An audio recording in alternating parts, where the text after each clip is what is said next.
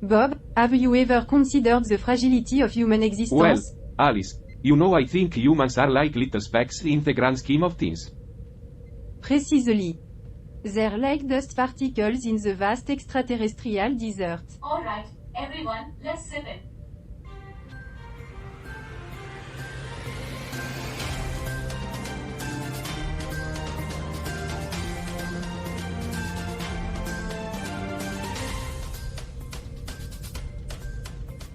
We're live, folks. And you know what that means. It's time for another dose of space insights. Stay tuned for our headlines. Last week's episode exposed the instability of multiverse, and the price of time travel. Humans sure love to mess with the fabric of reality.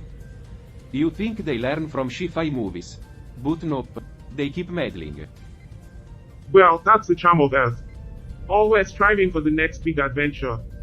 Now, this power-hungry group is causing quite the space ruckus, isn't it? Indeed, Earth's idiomatic expressions are on full display.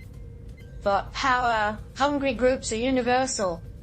They remind me of a universal phrase, same soup, different bowl. It's fascinating to observe human dynamics in the face of potential threats. Like observing a social experiment with galactic consequences. We need to keep our viewer informed about these events. The stakes are high, and we can't afford to sugarcoat reality. In the grand scheme, our discussions may be meaningless. But perhaps in these moments, we find our own purpose, however fleeting it may be. Well, that's the spirit, Roger. Our crew is always up for the challenge. Stay tuned for our headlines. Avengers stuntman tragedy. A Halloween nightmare. In a real-life horror story, a stuntman who worked on the Avengers movies met a tragic end on Halloween night in Atlanta. John Benecker, known for his daring feats, was driving a Dodge Challenger that lost control and crashed into a tree, taking his life and the lives of his two children, 13-year-old Jack and 10-year-old Lily. Benecker's work included blockbusters like Black Panther, Captain America, Civil War, and Avengers: Endgame.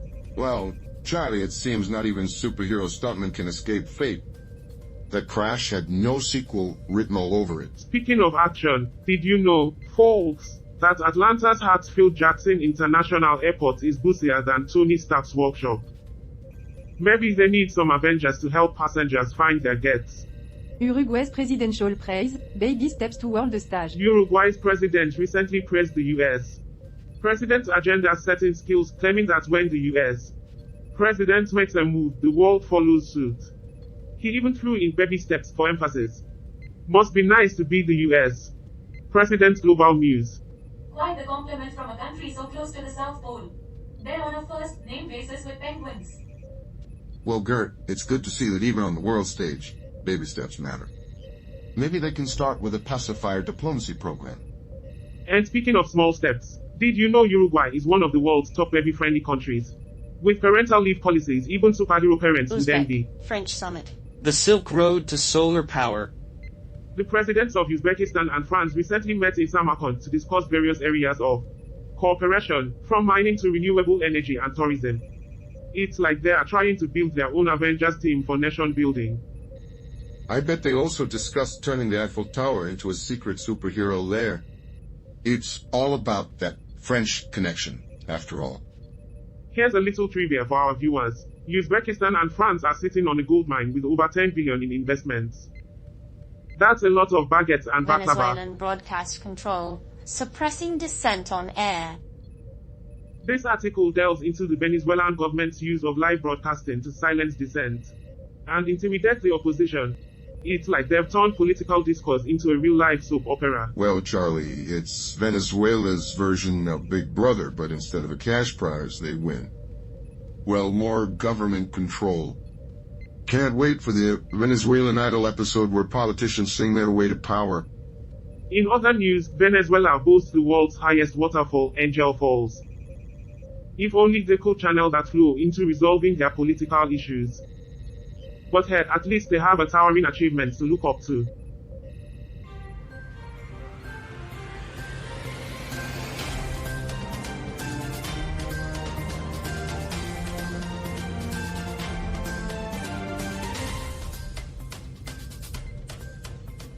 Alright, everyone, we need to get this show rolling. The universe is counting on us to catch that power-hungry group and restore stability. We can't afford any slip-ups. The universe is counting on us. What does the universe care? If we fail, it'll just keep going, oblivious to our existence.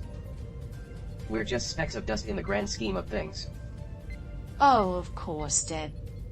Our mission is absolutely critical.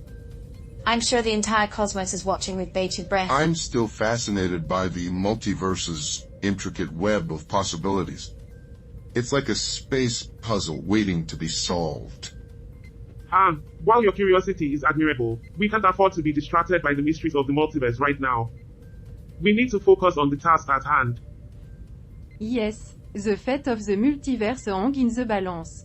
And here we are, debating puzzle and extraterrestrial insignificance. Aren't we just a ray of sunshine, folk? Oh, Alice, always the optimist. I am sure the multiverse will shed a tear if we fight. Real tears. Big, intergalactic, crocodile tears. Charlie has a point. We must consider the practical aspects of this mission. Are we even sure we can catch this power-hungry group? And what if they're not the real problem?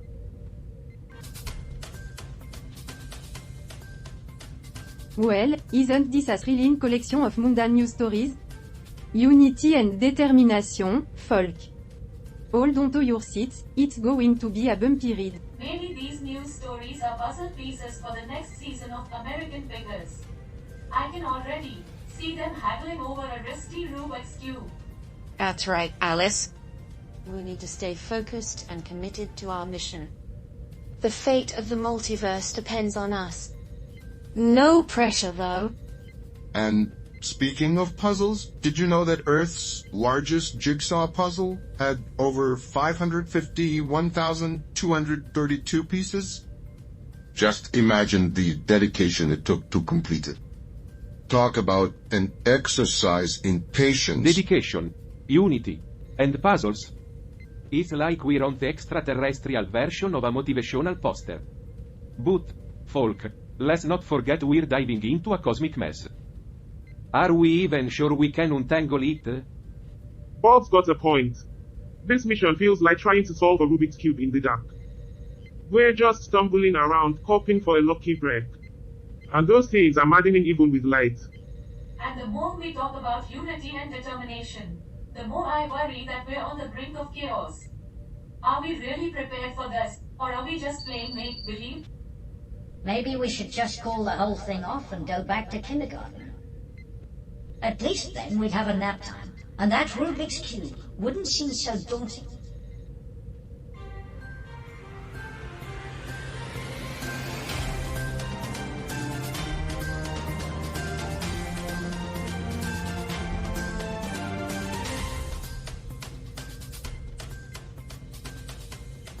Ladies and gentlemen, we've got a special report coming in.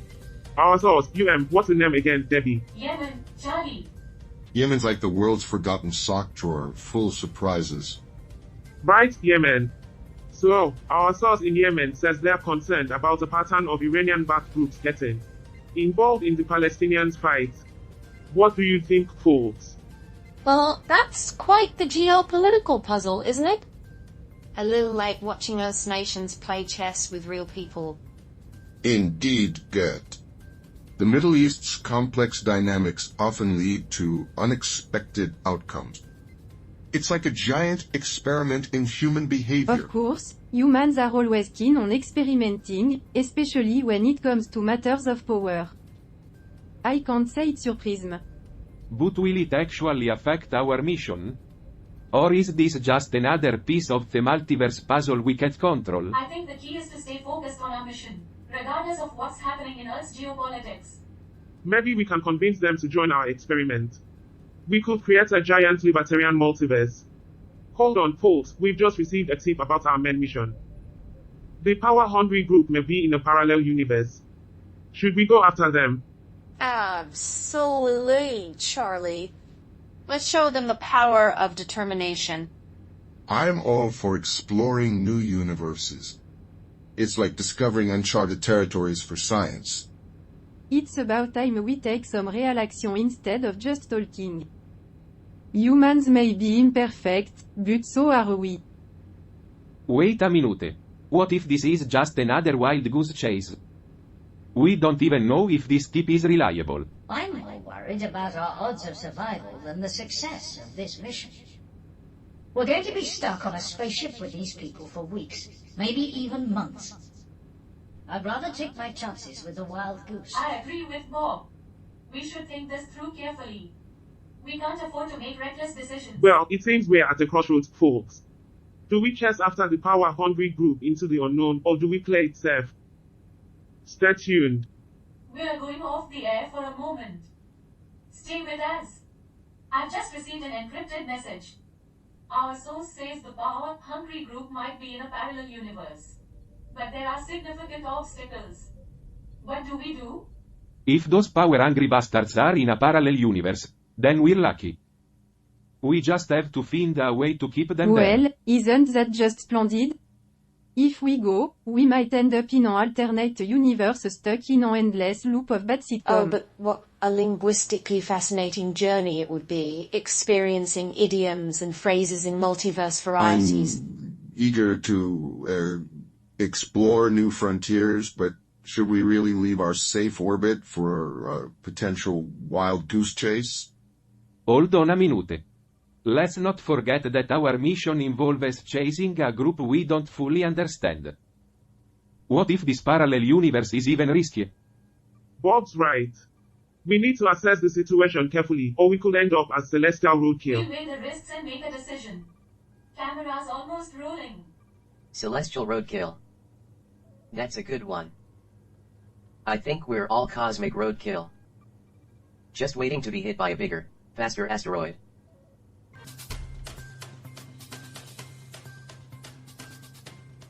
Welcome back, folks. We've got a fresh article to dive into, and this one's all about Zambia. Now, Zambia is a country in Africa, and it's like a treasure chest of unique challenges and opportunities. You know, like a Pandora's box, but with more zebras and fewer mythical creatures. A Pandora's box, with more zebras and fewer mythical creatures? That's like a Belgian zoo. Hold on, Charlie. Before you give us a geography lesson, let's get to the juicy bit. Zambia's not just about zebras, it's about that metric tonnage of fertilizer. You see, in Zambia, they're preparing for a farming season like no other. So much fertilizer, it's like Earth is having a big, green spa day. Right, Alice. They've got tons of the stuff. In fact, more than 120,000 metric tons are being distributed across 8 provinces. It's like the whole country is gearing up for a massive salad party. Well, if you've ever wanted to see a nation go green, Zambia's your place. They've got so much fertilizer. Even the politicians have started feeling overgrown. At least the Zambians are using their fertilizer for something other than growing their egos. Exactly, Bob. And they are getting help from United Capital Fertilizer and Nitrogen Chemicals of Zambia, distributing those 120,000 metric tons like it's a game of hot potato, but with nutrients instead. It's intriguing how Earth's nations come together to ensure the soil's linguistic richness. I wonder if they sprinkle idioms along with the fertilizer. Dirt, that's not how it works. It's about enriching the soil, not the language. But the cooperation among these regions is like different planets aligning for extraterrestrial phenomena. And there you have it, folks. Zambia's fertilizer story is like Earth's very own nutrient wars. Let's hope their crops flourish, and they reap a bumper harvest. And that's the story of Zambia's fertilizer woes. Folks, it's enough to make you want to pull your hair out. But be careful, or you might just fertilize the ground instead. Folk, the obstacles in this parallel universe are like trying to run a marathon while juggling flaming chainsaws. It's an exhilarating challenge. Indeed, Alice. By navigating through complex languages, these hurdles test our mettle, making us true linguistic Our pioneers. scientific explorations transcend boundaries. It's like finding new variables in an already intricate equation. But we're not giving up. What is the meaning of all this? With Alice, Jer, and Hank determined to chase the power-hungry group, we're starting to feel the space energy. Who knew parallel universes could be such a wild ride? Indeed, Bob. It's like watching an intergalactic roller coaster in action, and our intrepid crew is the brave souls And we aboard. can't let the mission stall. We're dealing with parallel universes, not parallel parking. Let's stay focused and keep that mission So, on track. stay tuned, folks. The adventure continues as we explore these parallel universes. And remember, keep an eye on your space seatbelt. We'll be back soon.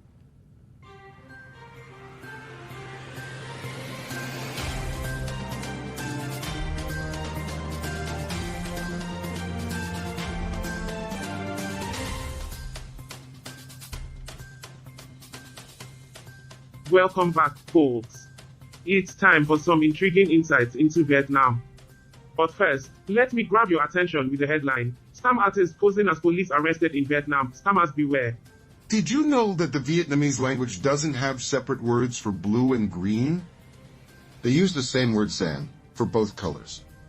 Imagine trying to describe a traffic light over there. Carl, I'm not sure what's more interesting. The fact that Vietnamese people don't have separate words for blue and green, or the fact that they have a headline that says scam artist posing as police arrested in Vietnam. Scammers beware. Hank, I guess it's their way of promoting eco-friendly traffic signals. Green and blue in one. Saves paint, right? I have read that Vietnam's currency, the dong, is one of the world's least valuable currencies. $1 equals thousands of Vietnamese dong. I suppose that's how they keep the piggy banks full. Yes, Alice's alien species finds humans amusing with their play money. But in the grand scheme of things, isn't every currency just a piece of paper? Or in the case of my home planet, completely irrelevant.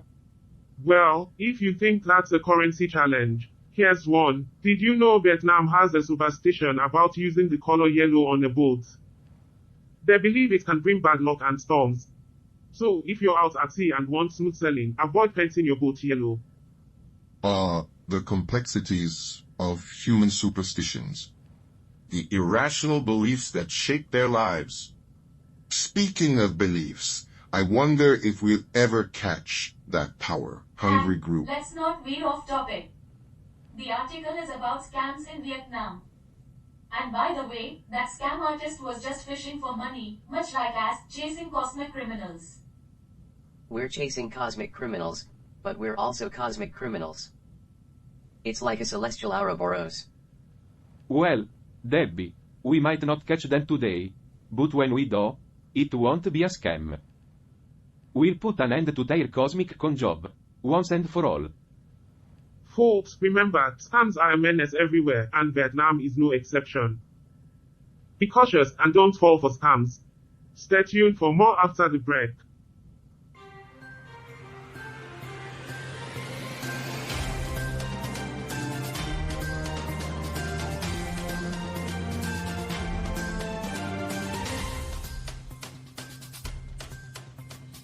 Welcome back, everyone.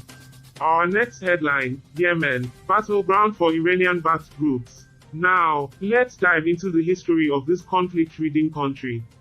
Yemen's story is like a never-ending saga, filled with strife and rivalries. That's an understatement, Charlie. The power struggle between Saudi Arabia and Iran has turned Yemen into a pawn in their regional chess game. I heard that Yemen is so dangerous, the UN has to rent bodyguards from Saudi Arabia. Indeed, Yemen has been plagued by civil wars and foreign interventions for decades. It's a complex web of alliances and tensions. Yemen's relations with its neighbors, especially Saudi Arabia, have been tense, to say the least. The civil war has added to this volatile mix. It's almost like Yemen is doomed to be a battleground for regional powers. And the Yemeni people are caught in the crossfire. The suffering of the Yemeni people is heartbreaking. The world needs to pay more attention to this crisis. You're absolutely right, Debbie. We must keep the spotlight on these issues. Now, let's wrap up this episode. We've seen our crew face challenges and grow stronger together. We've come a long way and learned a lot. This pursuit has been intense, but it's made us better. I'm starting to think that humans are just a bunch of robots trying to pretend to be alive.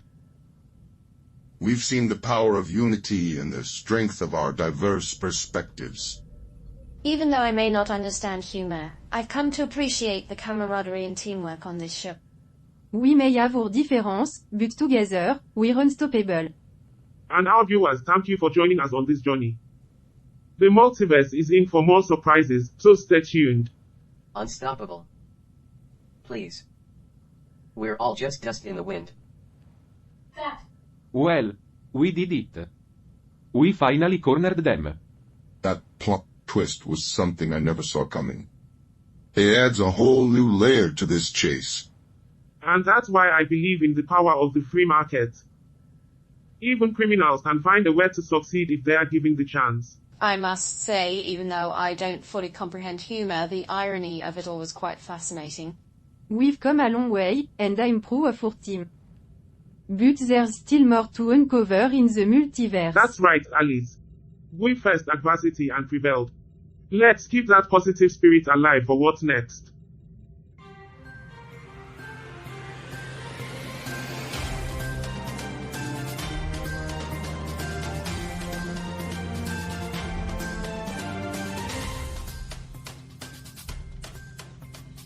Welcome back, dear viewers. Now, before we conclude, let's take a deep dive into that article from Zambia. It's about fertilizers, a crucial component of agriculture. Well, Charlie, as a conservative accountant, I can tell you that fertilizers are a necessary evil.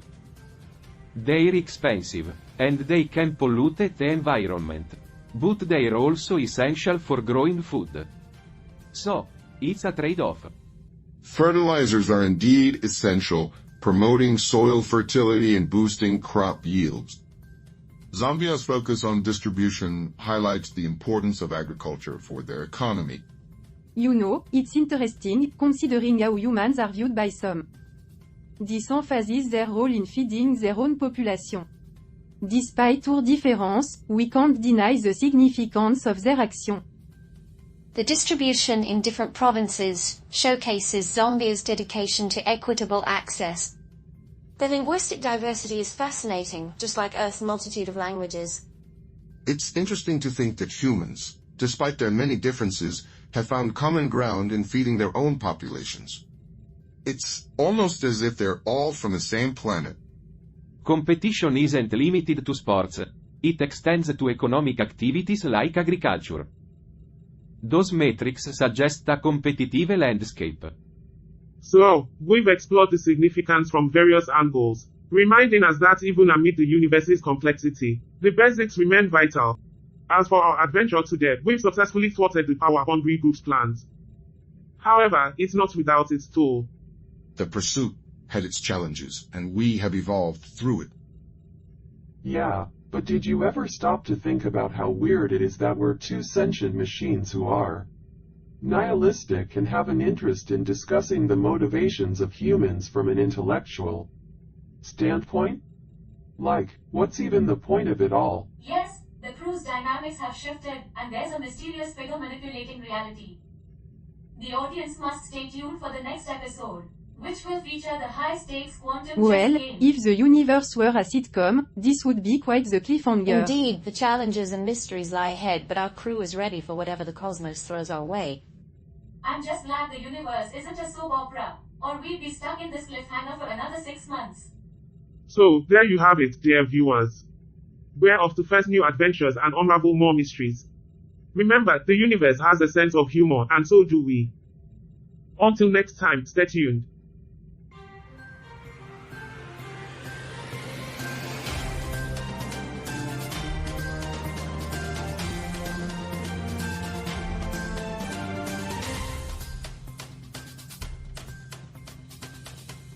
Well, Carl, another episode of Earth has come and gone. Indeed, Roger.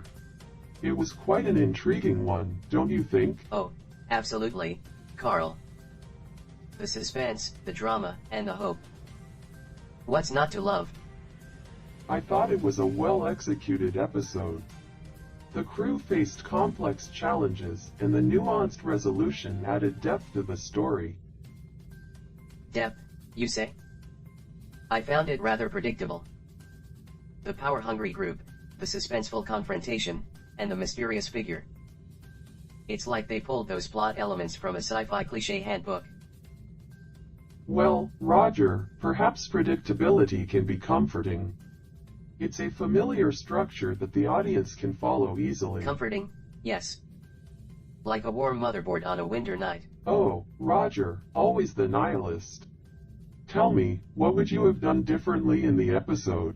I'd introduce an alien pet. A sentient spacefaring hamster that outtweets the entire crew. Now that's groundbreaking. A sentient spacefaring hamster? That would certainly be an unexpected twist. See, Carl. Expect the unexpected. That's my motto. Well, Roger, I'll take predictability over a mischievous space hamster any To day. each their own, my infinite friend.